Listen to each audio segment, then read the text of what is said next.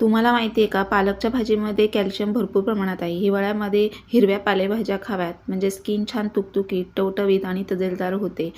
पालकची भाजी पहिले स्वच्छ धुवायची आणि त्यानंतर चिरायची. काही जण काय करतात, पहिले चिरतात आणि नंतर धुतात. ते सगळं जे हिरवं पाणी निघून जातं, त्यामध्ये भरपूर प्रमाणात जीवनसत्व असतात. त्यामुळे कधी पण पालकची भाजी स्वच्छ धुवूनच चिरायची.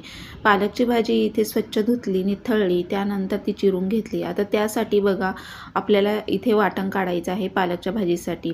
तर इथे मी 3 ते 4 लसणाच्या पाकळ्या घेतल्या, 5 ते 6 हिरवी मिरची घेतली, ते मी मिक्सरला ग्राइंड केलेली आहे.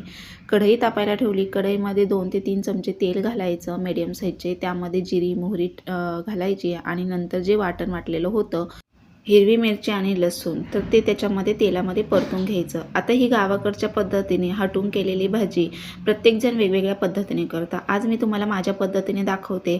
फार काही घालायची गरज पडणार नाही. अगदी चविष्ट आणि रुचकर अशी भाजी होते. तर त्यानंतर जी हिरवी पालेभाजी आपण पालकची चिरून घेतली, ती त्यामध्ये परतून घ्यायची. आता तुम्हाला प्रश्न पडला असेल, हे पावडर मी कोणती मिक्स केली? तर डाळ आणि तांदूळ हे भाजायचं आणि त्याची पावडर करून ठेवायची.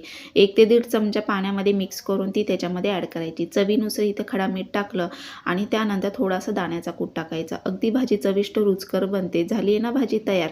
तर अशी ही गरमागरम तुम्ही बाजरीच्या भाकरीबरोबर, ज्वारीच्या भाकरीबरोबर किंवा चपातीबरोबर सर्व करू शकता. एवढी टेस्टी लागते ना, की तुम्ही पालकची भाजी हमखास करणार.